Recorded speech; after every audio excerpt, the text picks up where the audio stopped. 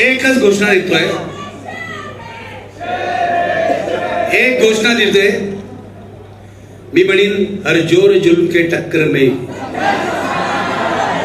हर जोर जुल्म के टक्कर में, हर जोर जुल्म के टक्कर में लड़ेंगे, जीतेंगे, लड़ेंगे, जीतेंगे, लड़ेंगे, जीतेंगे। आता कसं जिवंत झालं दाखवा।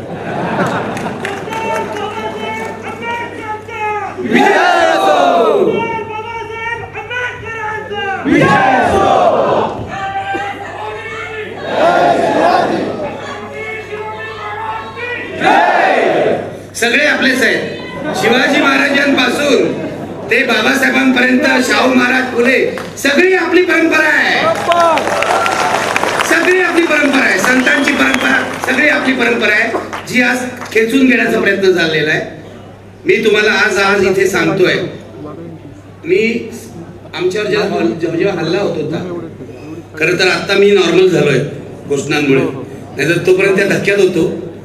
ज्या क्षणाला हल्ला होत होता, ज्या क्षणाला गाडीच्या काचा फुटत होत्या, मागची काच फुटली तेव्हा असीमने माझ्या डोक्यावर हात ठेवला, त्यानंतर ही मुलगी गेली कुठे, ती श्रुती, तिथं श्रेया, तिथं फ्रंट सीटला बसली होती, तिला आम्ही मागे डोकं तिथं खाली केलं, म्हणून आमची डोकी वाचली। आणि जोपर्यंत आमची डोकी वाचतील तोपर्यंत तुमचं काय खरं नाही हल्ले करा।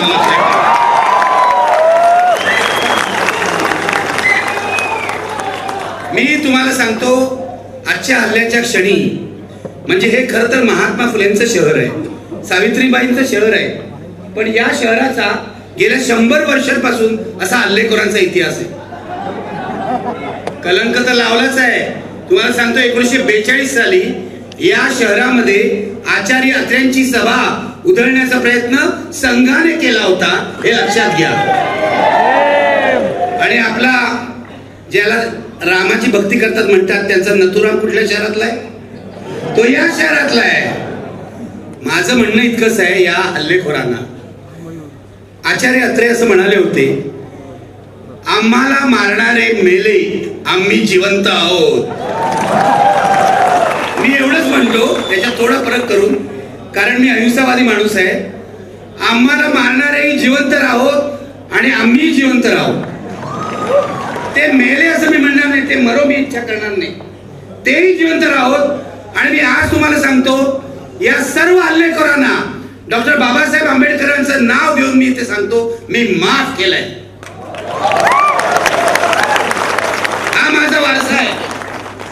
तुम्ही मला मारायला आलात, महात्मा फुलेंना मारायला आले होते रामोशी, तुम्हाला माहिती आहे। त्यांनी त्यांचं मनपरिवर्तन केलं आणि ते शेवट त्यांचं काम करायला लागले। मला जरी संधी मिळाली ना, तर या भाजपवाल्यांचं पण परिवर्तन करून टाकले। तो माझा मार्ग आहे। असं काय करता? हा 7वा 8वा हल्ला आहे। म्हणजे माझ्या मनात ही, तुम्ही अंधश्रद्धा म्हणा, श्रद्धा म्हणा, काय म्हणा, 1979 साली माझ्यावर पहिला हल्ला झाला, नितीनला माहितीये। तेव्हाही माझ्या गाडीची मागचीच काच फोडली होती। मागच्या चाकीचं काय, मागच्या काचेचं काय आकर्षण आहे मला कळत नाही। मागून हल्ला, मागून उपस्थित बेकड लोकांचा हल्ला। 7 हल्ले झाले, 7 हल्ले, 6 हल्ल्यातून मी वाचलो। आज 7व्या हल्ल्यातून सुद्धा असीम वाचलो। मी जेव्हा हल्ला होत होता तेव्हा या दोघांना काय सांगत होतो विचारा। टेन्शन आलं होतं सगळ्यांनाच। समोरून माणसं गाडीवर उड्या मारतायत, लाठ्यानी मारतायत, काठ्या मारतायत, पोलीस मध्ये पडतायत, पोलिसांना ऐकत नाहीये। कुठच्याही क्षणी आम्ही आज मरू शकत होतो। मी तुम्हाला सांगतो, मरण डोळ्यासमोर होतं अगदी। त्या वैभवमुळे आपण वाचलेलो आहे। वैभव तो ड्रायव्हर जो आहे ना, त्यांनी जी गाडी मारली, प्रशांत दादा इथे बसलेले आहेत, त्यांचा एक मोठा गट तिथे उभा होता सिग्नल जवळ। त्यांनी भाजपवाल्यांना थेट अंगावर घेतलं, त्यांच्या आणि भाजपवाल्यांचा संघर्ष झाला। मी तुमचा ऋणी आहे, तुमचा सर्वांचा ऋणी आहे। याचं कारण तुम्ही मला आज जिवंत ठेवलंय। आणि जोपर्यंत निखिल वागळे आणि आमचे सगळे साथी जिवंत आहेत, तोपर्यंत फॅसिझमच्या लढाईत आम्ही आघाडीवरच राहणार। मारू शकता तुम्ही आम्हाला, दाभोळकरांना मारलं, पानसरेंना मारलं, कलबुर्गीनं मारलं, आमच्या गौरी लंकेशला मारलं. तुम्ही कधीही आम्हाला मारू शकता, कारण आम्ही निहत्ते लोक आहोत. आमच्या हातात काही नाही. आमचं हत्यार हे प्रेम आहे, लक्षात ठेवा. तुम्ही कधी आमचा जीव घेऊ शकता, पण माझ्या मनात एक विश्वास आहे. त्याचं लॉजिक मला कृपया विचारू नका, नाही तर त्यावरही वाद घाला. माझ्या मनात एक विश्वास आहे पहिल्यापासून, 7 हल्ले सहन केल्यावर, की जो सत्याच्या मार्गावर चालतो त्याला एकतर फुले आंबेडकर किंवा महात्मा गांधी कोणीतरी वाचवत असेल. मी यांना सांगत होतो आपण म्हणणार नाही. हा माझा विश्वास आहे. नितीन, तू मला अंधश्रद्धा म्हण, काही म्हण, पण हा माझी श्रद्धा आहे. आपण सत्याचं काम करतो. आपल्याला हे लोक मारू शकत नाही, आपल्याला जखमी करतील. आज आमची डोकीच फुटणार होती, काचा गेल्या सगळ्या केसामध्ये आणि अंगामध्ये, पण जगलो आपण, जिवंत राहिलो. आणि जोपर्यंत आम्ही जिवंत आहोत तोपर्यंत तुमच्याशी संघर्ष करणार. या भारताचा हिंदू पाकिस्तान होऊ देणार नाही.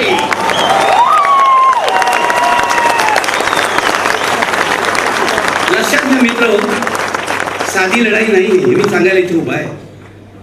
ही फॅसिझम विरोधातली लढाई आहे. आपण काँग्रेसशी संघर्ष केला असेल, पत्रकार म्हणून तर मी सगळ्यांच्या बद्दल बोललोय.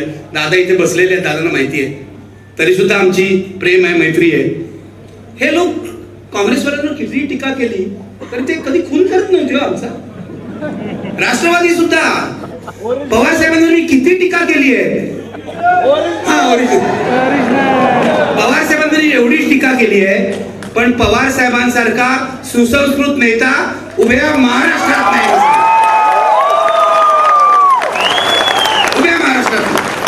त्यांची संस्कृती आणि यांची संस्कृती बघा. आज त्यांनी धमकी दिली निखिल वागळेला जिवंतपणी मुंबईत जाऊ देणार नाही, मारून टाका, तुमचा प्रश्न सुटेल. प्रश्न सुटेल तुमचा कायमचा, मारून टाका. मला पण आता कंटाळा आलाय. 66 वर्ष चालू आहे. कधीपासून मारताय तुम्ही मला? 1900 सालपासून. तरी तो कोणतरी मला, आमचे फुले आमचे आंबेडकर जिवंत ठेवतातच आहे, पण मारून टाका यार एकदाच. आणि एक निखिल वागळे मेला तर हजारो निखिल वागळे तयार होतील आणि या फॅसिझमचा मुकाबला करतील. हा हिटलरचा फॅसिझम आहे, लक्षात घ्या. ही साधी सुधी लढाई नाही, ही निवडणुकीची लढाई नाही. आम्ही कोणत्याच पक्षात नाही, पण पहिल्यांदा आयुष्यामध्ये गावागावात जाऊन आम्ही हे सांगतो आहोत की महाविकास आघाडीला विजयी करा. उद्या महाविकास आघाडी चुकली त्यांना जोडे मारू. आपलं कामच आहे ना, आपलं कामच आहे. पण हे भयंकर लोक आहेत, हे माफिया आहेत, हे गँगस्टर आहेत, हे फॅसिस्ट आहेत आणि यांचे 2 नेते आहेत. आज मला पोलिसांनी सांगितलंय, पोलिसांनी दिलं पत्र की तुम्ही आक्षेपार्ह बोलू नका. मी त्या इन्स्पेक्टरला विचारलं आक्षेपार्ह या शब्दाची व्याख्या सांगा, कारण मी असं म्हटलं नमस्कार तर तुम्ही म्हणणार आक्षेपार्ह आहे. व्याख्या तर सांगा तुम्ही. आता त्या सिनियर इन्स्पेक्टरला मी सांगतो, 4 तास आम्हाला डिटेन केलं, लक्षात घ्या, फसवून 4 तास डिटेन केलं असीमच्या घरी. माझं कसं होतं, मी स्वतःला शांत ठेवायचा प्रयत्नच करतो, पण मधून मधून उसळी मारते अशी. मग 2 वेळा मी त्यांच्यावर तुटून पडलो की तुम्ही आम्हाला सोडत का नाही. ते शेवटी आमच्या लक्षात आलं 40 स्पेशल बँडचे पोलीस होते, 40. मी म्हटलं चला आता बसा आपण निघायचं. 40 पोलिसांनी आमची गल्ली अडवली, 40 पोलिसांनी. आणि एसीपी होते, वरिष्ठ सगळे होते आणि आम्हाला दुपारपासून फसवत होते की तुम्ही तिथे गेलात तर भाजपवाले तुमच्यावर हल्ला करतील. मग मी त्यांना सांगितलं ठीक आहे, तुम्ही येणार नाही ना आमच्या बरोबर. आम्ही चाललो, म्हणून मी चालायला लागलो. हे माझ्या बरोबर आले आणि मग पोलिसांच्या गाड्या मागून आल्या. हल्ला होणार आहे त्यांना माहिती होतं. पुणे पोलिसांना हल्ला होणार आहे माहिती होतं, कारण त्यांनी आम्हाला आधीच सांगितलं होतं की हल्ला होण्याची शक्यता आहे. पण पोलिसांनी सिनेमातल्या पोलिसांप्रमाणेच भूमिका बजावली. 2-4 मध्ये पडले, मी बघितलं. अख्खं महाराष्ट्रातलं पोलीस दल हे बीजेपीने विकत घेतलेलं आहे. अख्खं पोलीस दल जे रश्मी शुक्लाला महासंचालक करतात, त्या पोलीस दलाला काही नैतिकता राहत नाही. छोटे छोटे पोलीस आहेत ना, आपले सिनियर इन्स्पेक्टर एसीपी त्यांच्यावर माझा राग नाही. बिचारे आपलेच असतात, बहुजन समाजातले असतात. वरतून दबाव येतो. मी म्हटलं हो आता फक्त 6-7 महिने राहिले, जेव्हा महाविकास आघाडी सत्तेत येईल तेव्हा तुम्ही पुन्हा टोपी बदलणार. 4 तास आम्हाला नजरकडे ठेवलं होतं, तर जरा पोलिसांची गंमतही केली ना. मग मला सिनियर इन्स्पेक्टर म्हणाले की तुम्ही आज प्रक्षोभक बोलायचं नाही.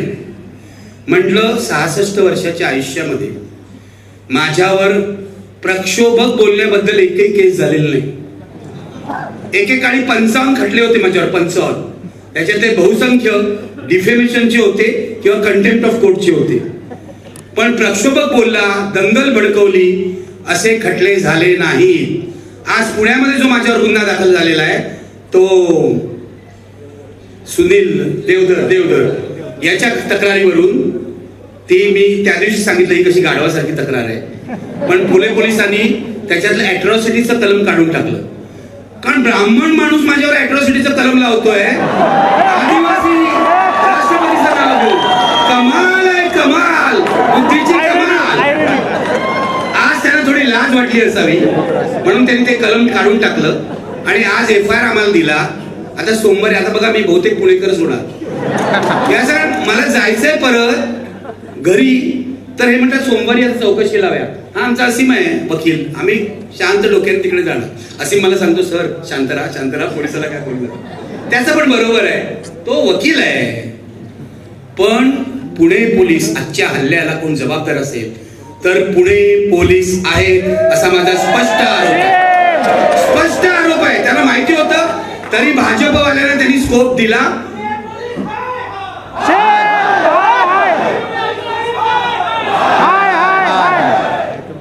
आता हळूहळू महाराष्ट्र पोलीस आहे असं म्हणायची वेळ सोडून द्या. वाट लावली हो या सगळ्या 3 चाकाच्या गाडीने, वाट लावली आहे. काय झालं परवा मी येणार आहे ललित कलावर, कारण ललित कलाचा जो विषय आहे तो केवळ त्या नाटकापुरता मर्यादित नाहीये, मी तुम्हाला सांगतो. पण त्याआधी तुम्हाला सांगतो 5 गोळीबाराच्या घटना 5 दिवसात घडलेल्या आहेत. 5 गोळीबाराच्या घटना. तो आमचा गणपत गायकवाड केबल ऑपरेटर, हा केबल ऑपरेटर होता 2009 ला निवडणुकीला उभे केला राहिला आणि पहिलं काय तर IBN लोकमत बंद केलं त्यांनी.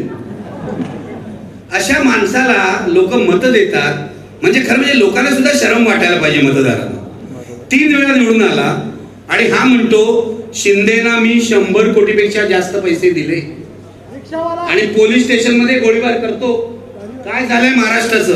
कोणीतरी आज म्हणाला महाराष्ट्राचा उत्तर प्रदेश बिहार होतोय ने जंगलराज. उत्तर प्रदेश बिहार झालाय. आता उत्तर प्रदेश वाले म्हणतील की आमचा महाराष्ट्र होतोय. लक्षात घ्या, एकेकाळी बुद्धिवंतांचा महाराष्ट्र आता बदमाशांचा महाराष्ट्र झालाय. आणि या फडणवीस त्याच्यानंतर शिंदे आणि दादा पवार यांनी तो विकायला काढलेला आहे. झालं तो गणपत गायकवाड गोळीबार करून गेला. हे अजित दादा येऊन इथे एका शेख नावाच्या गुंडाला भेटले. आधी तो पार्थ पवार त्यांचा देवटा तो भेटला आणि पार्थ पवार कोणाला भेटला? गजा मारण्याला भेटला. पुण्यातल्या तुमच्या लोकांना सगळा तो इतिहास माहिती असणार, मी काय सांगायची गरज नाही. हे आजच का गुंडांना भेटताय? मी तुम्हाला सांगतो यावेळची महाराष्ट्रातील निवडणूक सगळ्यात रक्तरंजित निवडणूक असणार आहे. सगळ्यात रक्तरंजित. रक्त नाही सांडायला पाहिजे. आपण आपलं गुंडांना पकडून द्यायला पाहिजे. याचं कारण काय चालतंय ऐका जरा काय सांगतोय मी शांतपणे. CMO मध्ये मुख्यमंत्र्यांच्या ऑफिसामध्ये गुंडांना मॅनेज करायला एक पोलीस अधिकारी बसलेला आहे. हा बरोबर आहे, माझे व्हिडिओ बघता. गुड. प्रदीप शर्मा नावाचा बदनाम पोलीस अधिकारी CMO मध्ये बसलेला आहे. त्याचं एकमेव काम आहे की या सर्व गुंडांना मॅनेज करणं. त्याला अजून ऑफिशियल पोझिशन नाही, तो OSD झालेला नाही, पण त्याला नेमलाय. आता प्रदीप शर्माचे उपद्व्या आमच्या फडणवीसांना काय पटत नाही. त्यांनी काय केलं, 2 दिवसापूर्वी या प्रदीप शर्मावर IT ची धाड घातली, इन्कम टॅक्सची धाड घातली. आतलं युद्ध आहे. कोणाचा बळी पडेल सांगता येत नाही बघा. एकमेकाला मारणारच एक दिवस हे लोक, पूर्णपणे मारणार आहे. इतकी घाणेरडी पातळी झाली यांची. मंत्रालयामध्ये गुंड जातात, व्हिडिओ काढतात, व्हायरल करतात आणि सर्व उद्योग करतात. तुमच्या पुण्यातल्या ज्या गँग आहेत ना, या बहुसंख्य गेल्या वेळेला राष्ट्रवादीसाठी काम करत होत्या, अजितदादासाठी. म्हणजे पुण्यातले तुमचे बादशाह होते अजितदादा. मग काय म्हणू, बरं अजित पवारांचं दादा म्हणून प्रेम केलं, बरोबर आहे, ठीक आहे ठीक आहे, ओके. आता दादा रोहित दादा आहे. रोहित दादा आले, अरे वा.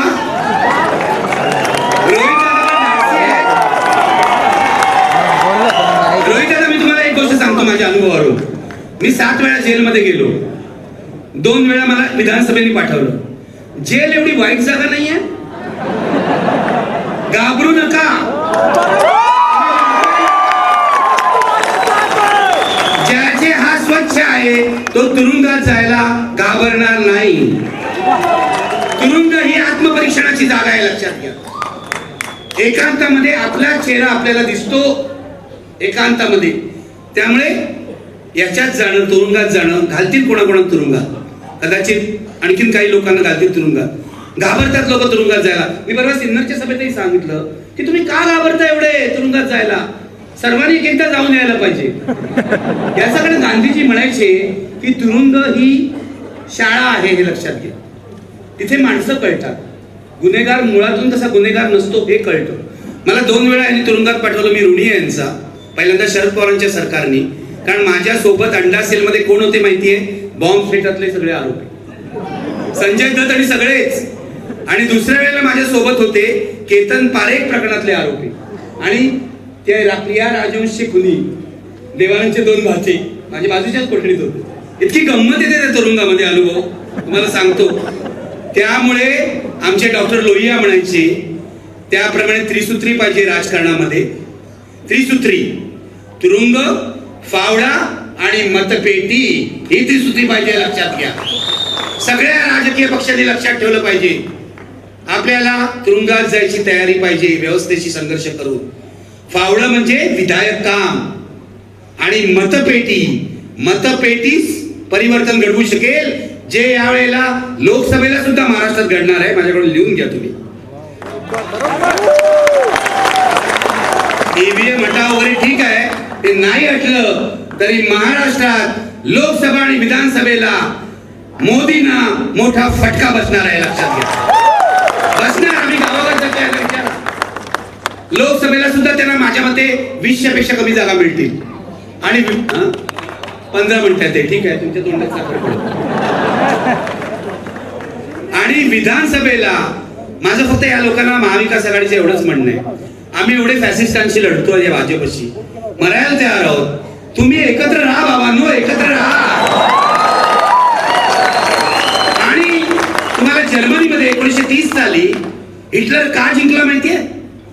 हिटलर विरोधी पक्षांचं बहुमत होतं, म्हणजे जास्त मतं त्यांच्याकडे होती, पण त्या पक्षांमध्ये ऐक्य नसल्यामुळे हिटलर जिंकलेला आहे, लक्षात घ्या.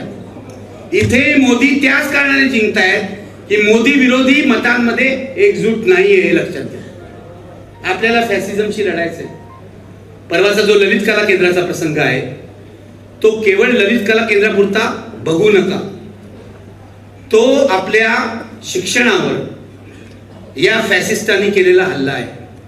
आणि मला एक नवी माहिती मिळाली पुण्यातल्या जाणकारांकडून की हा हल्ला ललित कला केंद्रावर केला असला तरी मुख्य लक्ष याचं होतं ते तुमचे जे कुलगुरू आहेत ते. भारतीय जनता पक्षाच्या 2 गटातच भांडणं चालू आहे. कुलगुरू हा असायला पाहिजे की नसायला पाहिजे, आणि त्याला अडचणीत आणण्यासाठी हा हल्ला केलेला आहे. आणि ते तुमचे चतुर्शृंगी ना, त्याचे पोलीस काय म्हणतात, पहिला जो हल्ला झाला त्या मुलानं मारलं, त्याचा FIR आजपर्यंत नोंदवलेला नाही. दुसऱ्या दिवशी जाऊन यांनी काळं फासलं काय केलं त्याचा FIR नोंदवलेला आहे. रमा सरोदीने ते केलंय.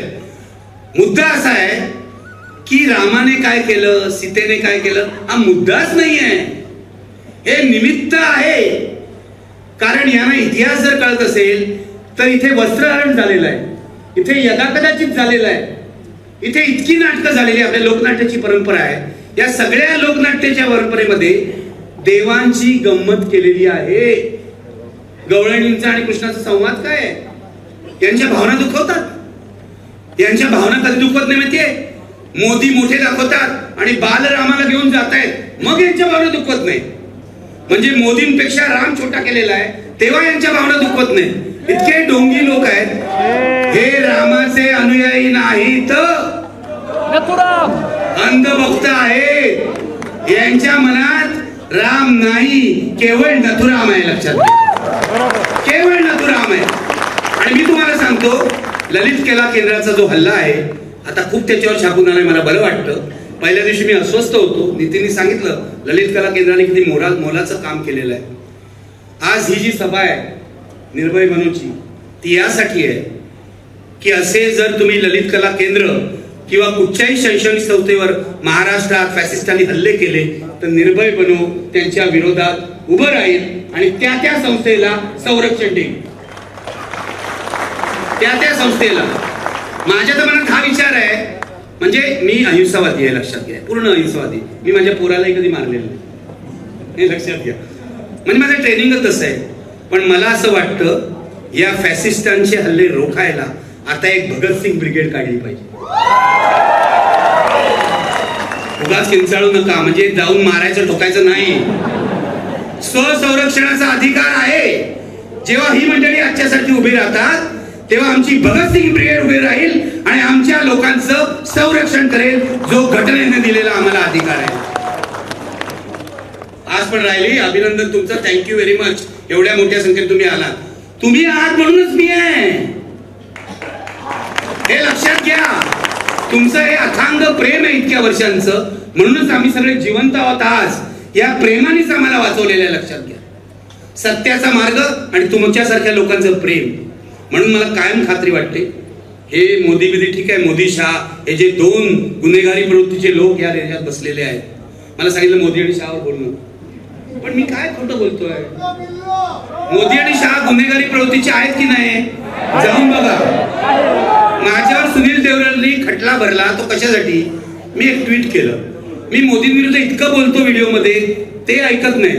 मी एक साधं ट्विट केलं. मी असं म्हटलं, अडवाणींना मिळालेलं भारतरत्न हा एका दंगलखोरांनी दुसऱ्या दंगलखोराला दिलेली शाबासकी आहे. इतकं साधं वाक्य आहे. याच्यात माझं मतही नाही, कारण फॅक्ट आहे, वस्तुस्थिती आहे. अडवाणींच्या यात्रेनंतर दंगली झाल्या. गुजरातमध्ये मोदींनी दंगली घडवल्या. दंगलीत त्यांचा हात होता. न्यायालयात काय झालं आणि न्यायालयात कसं फिरवलं गेलं सगळं, हा मुद्दा वेगळा.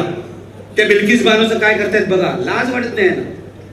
म्हणून यांना आपल्याला मारून टाकायचंय, म्हणून यांना असीम सरोदेला मारायचंय, कारण असीम सरोदे त्या बिल्किस बानो सारख्या अन्यायग्रस्तांच्या बाजूने उभा राहतो.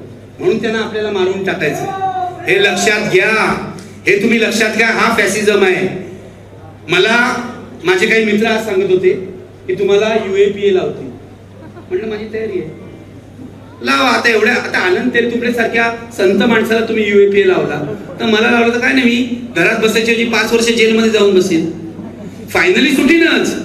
कारण UAPA लावण्यासारखं आहे काय? मी काय दहशतवादी आहे?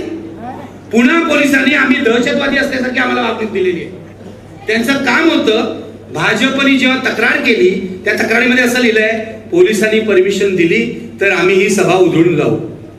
दाखवा, बघा हे लोक.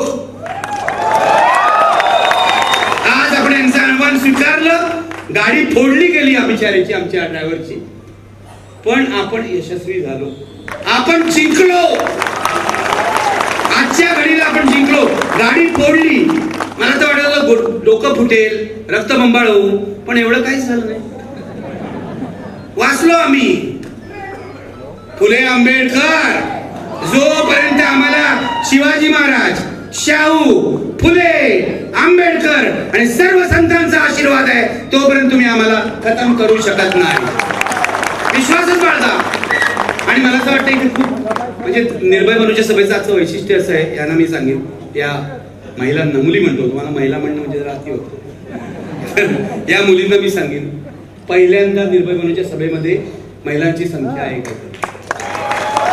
आणि माझं असं आव्हान आहे, माझा पत्रकारितेमध्ये सुद्धा आग्रह होता, 50% मुली पाहिजे. तुम्ही 33-32% द्या, मी 50% म्हणतो. याचा कारण तोच बॅलन्स आहे समाजामध्ये असला पाहिजे. तुम्ही सगळे निर्भय बनवमध्ये या. महिलांनी याचं नेतृत्व करावं, तरुणांनी याचं नेतृत्व करावं, असं माझं मत आहे. तुम्ही हातात घ्या.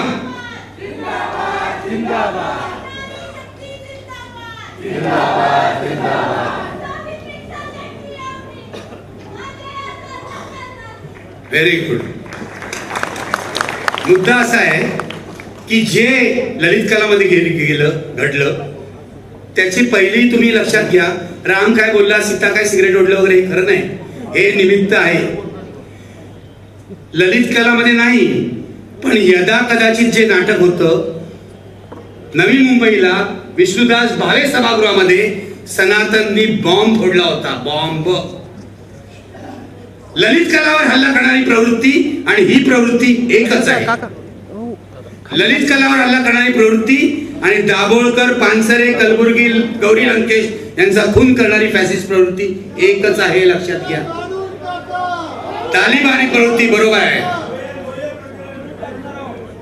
सगळ्यावर नाही बोलू शकत आपण, जग छोट आहे. वेगळं भाषण ठेवा आणि 10,000 लोकांची सभा घ्या, मी येईन. कळलं का? आज नाही बोलणार, लोह्यावर बोलेन. मुद्दा हा आहे, मी हे तुम्हाला सांगतोय आणि हात जोडून सांगतोय. आज ललित कलामध्ये घुसले, आज आणखीन कुठे घुसले. आज मुसलमानांवर बुलडोजर फिरवले, कोणी काही बोललं नाही.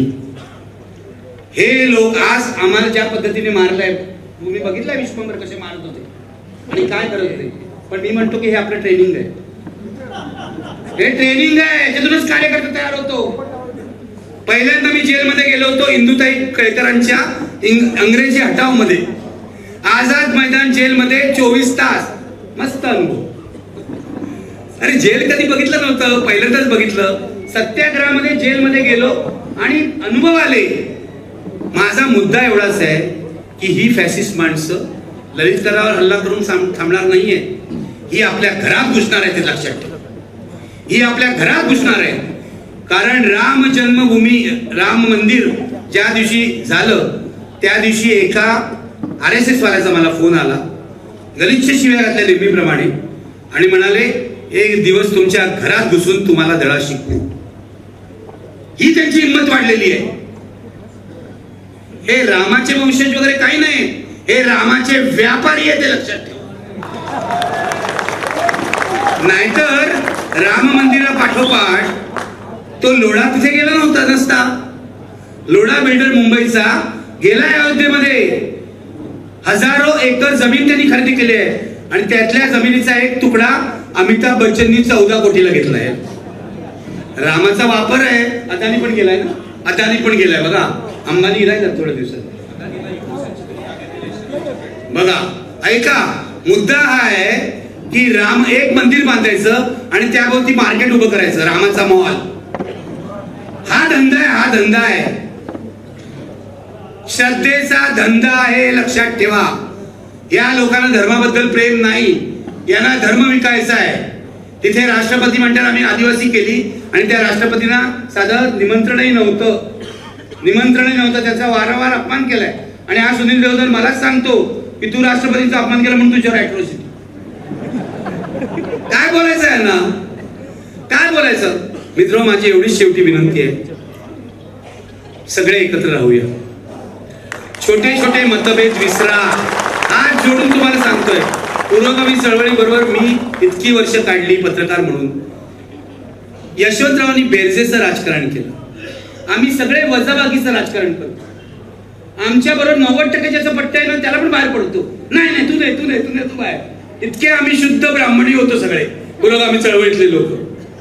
माझं म्हणणं आहे, मतभेद विसरा. काँग्रेस असो, राष्ट्रवादी असो, वंचित असो, सगळं. शिवसेना आपले उद्धव ठाकरे बदलले बरोबर. शिवसेना उद्धव ठाकरे ओरिजिनल बरोबर. ओरिजिनल निखिल वागळे ओरिजिनल, तसं ते ओरिजिनल. हे लक्षात घ्या. तर एकत्र राहूया. हिटलरशी लढाई आहे, मुसोलिनीशी लढाई आहे. जगातल्या सगळ्या हुकुमशहांचा इतिहास काढून बघा. जेव्हा हुकुमशाह तिसऱ्या टर्मला निवडून येतो तेव्हा तो अधिक जाचक बनतो. पुतीनचा इतिहास पहा, बांगलादेशामध्ये अगदी जवळ आहे आपलं. शेख हसीनाचा इतिहास पहा, तिथे तुर्कस्तानमध्ये तिथल्या अध्यक्षाचा इतिहास पहा. अधिक सेन्सॉरशिप येणार. आणि तुम्हाला याची जाणीवही नाहीये की IT रूल तर यांनी केलेच, पण सोशल मीडिया सेन्सॉरशिपचं बिलही यांनी मंजूर केलेलं आहे. बहुमताच्या जोरावर पास केलेलं आहे. अजून इम्प्लिमेंट व्हायचं आहे एवढंच. म्हणजे YouTube वरून आता जे आम्ही रवीश कुमार, अजित अंजुम सगळे करतोय ते एक दिवस बंद होणार. पण काळजी करू नका, आपला आदर्श भगतसिंगाचा आहे. आपण आणीबाणी बघितलेली आहे. आम्ही भूमिगत मार्गाने ही चळवळ चालू ठेवू. म्हणजे तुम्ही आता उगाच हिंसा वगैरे करणार नाही. जसा रेडिओ उषा मेहतानी स्वातंत्र्य आंदोलन चालवला तसा रेडिओ किंवा TV स्टेशन किंवा वेब पोर्टल आम्ही चालू आणि मोदी शहांची जुलमी हुकुमशाही हाणून पाडू. लक्षात. निखिल वागळे आगे बढो म्हणतायत. आपण असं म्हणूया, बाबासाहेबांचा आशीर्वाद आहे. आपण शेवटी भाषणाच्या शेवटी एकच घोषणा देतो, जय भीम. तुम्हीही म्हणा, कारण जय भीम ही सार्वत्रिक घोषणा आहे. ही फक्त दलितांची घोषणा नाही. या बाबासाहेबांनी सर्व जाती धर्मांना प्रकाश दाखवलेला आहे आणि हे संविधान आपल्याला दिलेलं आहे. जास्त काय बोलणार नाही. खरं म्हणजे मला वाटलं होतं या हल्ल्यानंतर मी थकलोय, पण इथलं सगळं बघून हे काय देत आहे. अच्छा, ठराव करायचा. मला वाटलं काय चहा वगैरे असं केलं तर चहा देत. चहाची वेळ टळून गेली. लक्षात. तर शेवटी फक्त एवढंच सांगतो, फुले आंबेडकर आपल्या पाठीशी आहेत, सावित्रीबाई आपल्या पाठीशी आहेत. या महाराष्ट्राची परंपरा पुरोगामी आहे. तो प्रतिगाम्यांच्या हाती जाऊ द्यायचा नाही. मी पत्रकारांना नेहमी सांगतो, तुम्हाला जर चांगली पत्रकारिता करायची असेल तर मरायला तयार राहा. मी तुम्हाला कार्यकर्त्यांनाही सांगतो की तुम्हाला जर खरं राजकारण, जनतेचं राजकारण करायचं असेल तर बेलो तरी बेहत्तर ही भावना मनात बाळगा, तर काहीतरी परिवर्तन घडेल. खूप तरुण कार्यकर्ते आहेत सर्व पक्षांमध्ये. त्यांना सांगतो, सत्तेच्या खेळात बसू नका. सत्तेचा खेळ आहे, मला माहिती आहे, तो करावा लागतो. पण हल्ली सत्तेच्या खेळात फार रुतलेत कार्यकर्ते. बाहेर पडा, लोकांसाठी काम करा. लोकांसाठी काम कराल तर लोकांच्या मनात जाल आणि तुम्ही जिंकाल. तेव्हा शेवटी पुन्हा एकदा आठवण देतो तुम्हाला आणि थांबतो की यावेळी हरवायचं आहे कुणाला? मोदी शहाला आणि महाराष्ट्रामध्ये महायुतीला. म्हणा, कुणाला हरवणार? कुणाला हरवणार? हे लक्षात ठेवा. हे लक्षात ठेवा. हे लक्षात ठेवा. आणि मतदान करताना त्या EVMचं काय होईल मला माहित नाही. EVM बदलायला पाहिजे वगैरे सगळं बरोबर आहे, मला हे मान्य आहे. इंडिया आघाडीने जसा ठरावही केला होता की त्याच्यावर काहीतरी तुम्ही पेपर ट्रेल वगैरे द्या, ते इलेक्शन कमिशनने मान्य केलेलं नाही. आणि इलेक्शन कमिशन मोदीशाला विकलंय, पूर्ण विकलं गेलेलं आहे. नाहीतर शिवसेना आणि राष्ट्रवादी काँग्रेसचा असा निर्णय आलाच नसता. लेजिस्लेटिव्ह मेजॉरिटीच्या जोरावर कोणी पक्ष ठरवतो का? आजपर्यंत असं झालेलं नाही. असा निर्णय आलाच नसता. तेव्हा मित्र, खूप वेळ घेतला तुमचा, पण या किती हल्ले झाले तरी मागे हटू नका. नाही, बस झाला आता, मी पण दमलोय. बस झालं ना, एवढा मार खाल्ला आणि बोललो, जरा डबल झालं ना. असं काय करताय? ऐका, मगाशी काय बोलले? ऐका. मगाशी असीम सरोदे काय बोलले? ही आमची एक छोटी सभा होती, ती भाजपवाल्यांनी मोठी केली. मी त्यांचा आभारी आहे.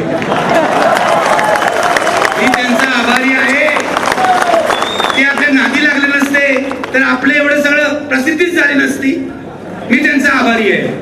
पण पुढची सभा जेव्हा कधी तुम्ही लोक घ्याल, मला माहित आहे पुण्यातलं सगळ्यात मोठं मैदान कुठचं आहे. जे कुठचं असेल ते पुण्याच्या सगळ्यात मोठ्या मैदानामध्ये पुढची निर्भय बनवची सभा झाली पाहिजे आणि तुम्ही जबाबदारी घेतली पाहिजे. तेव्हा पुन्हा एकदा शेवटी म्हणतो, लढाई जिंदाबाद